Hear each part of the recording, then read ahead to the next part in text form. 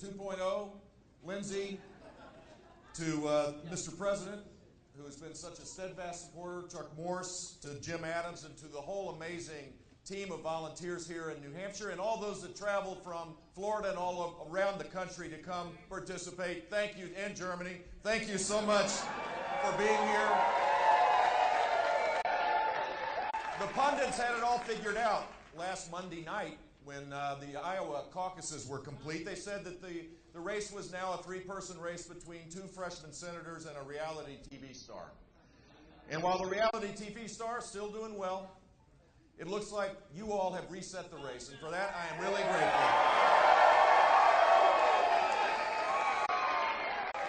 Granted, staters understand that this is a race not to be on the backbench of the United States Senate. We're electing the President of the United States, a person that has to make tough decisions. And I got to share my heart and share my ideas about the future of this country, and I'm so grateful to have that opportunity here in New Hampshire. And along the way, I did a lot of listening and learning, something that I think is important in public leadership.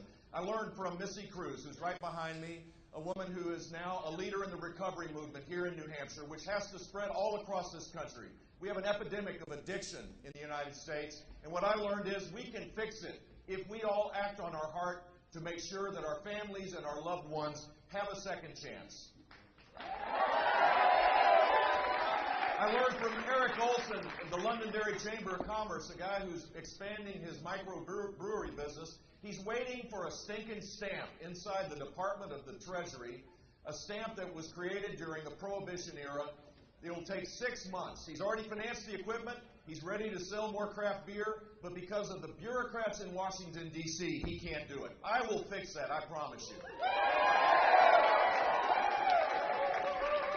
I've learned firsthand of the struggles of veterans all across this state and the country that are waiting for the Department of Veterans Affairs to fulfill their contract with the veterans. When they came back home, they have not gotten the care that they deserve. And in fact, at a town hall meeting last Saturday, one veteran, we learned the story of a veteran who was declared dead, who didn't get his benefits, of course, the Social Security, because he was declared dead. His daughter received a death certificate. They continued to provide the benefits inside the Department of Veterans Affairs for this guy. It took 9 months to get it fixed. Here's the deal. I will be a president that fixes these things to honor our veterans, and we, just like him, is not dead. This campaign is not dead. We're going on to South Carolina. You know,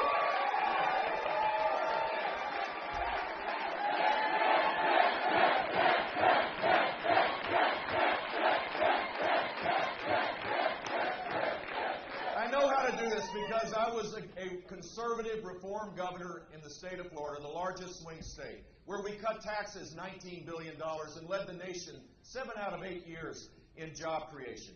I want to take that to Washington, D.C., to lower our taxes, to increase income and increase jobs for this extraordinary country, because people are suffering right now.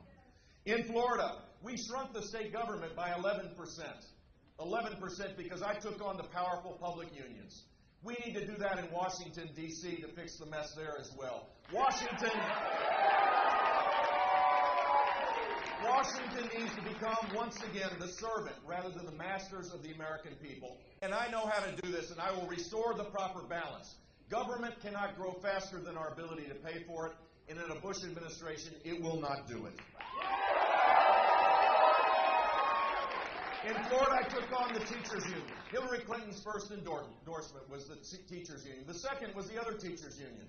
I will struggle and fight for the families that want a better education for their children. And in Florida, we did just that. The first statewide voucher program, the second statewide voucher program, and the third statewide voucher program. Real accountability around our kids, and we have rising student achievement. And as president, I will fight for families that only want a quality education for their children because they know that is the great civil right of our time.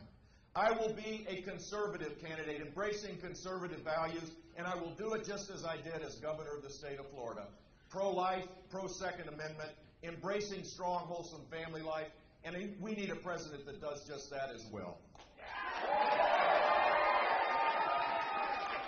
And as president, one of the first orders of business is to repeal Obamacare and replace it with a market-driven system.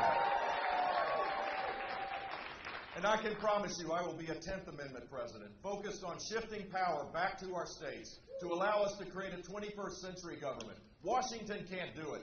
But I believe here in New Hampshire and in Florida and all across this country, if you give the power back to the states, they can craft 21st century solutions for education, for the environment, for transportation, for health care, for providing those that need help as it relates to breaking out of poverty. We can do this, but it's going to require someone with proven leadership skills, and I have those skills.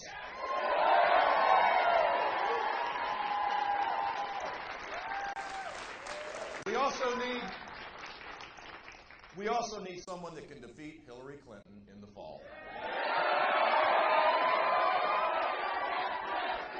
And for that matter,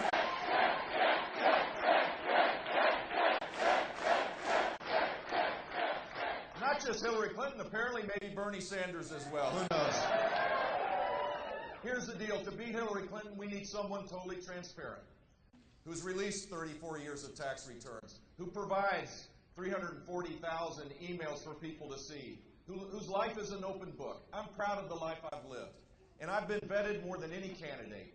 We need someone with a proven record to defeat Hillary Clinton, because the Clinton hit machine is coming right at the Republican nominee. We need someone who's been tested, and I'm that guy. Look, we're living in dangerous times. Here's what I know to be true, having a front row seat watching history unfold. The next president will be confronted with a challenge that we haven't identified, and opportunities that we might miss. Who do you want to serve as President of the United States? Who do you want to lead this country?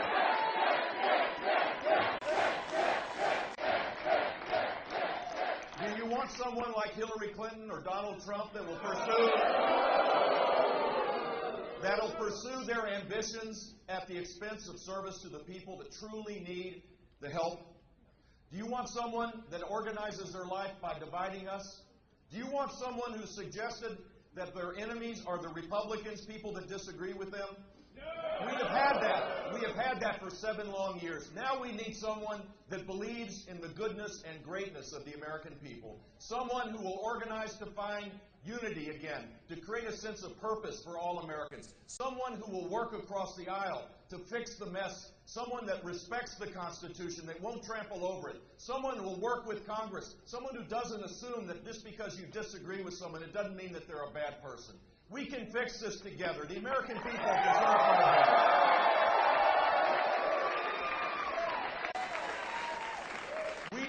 We need a president with a steady hand, with a proven record, who has a servant's heart, who doesn't believe it's all about him. That's why I'm running for the presidency of the United States, and why I'm so grateful for the people of New Hampshire. You've given me the chance now to go to South Carolina, where we are going to do really well, thanks to you all. God bless you. Thank you very much. Thanks for all your help.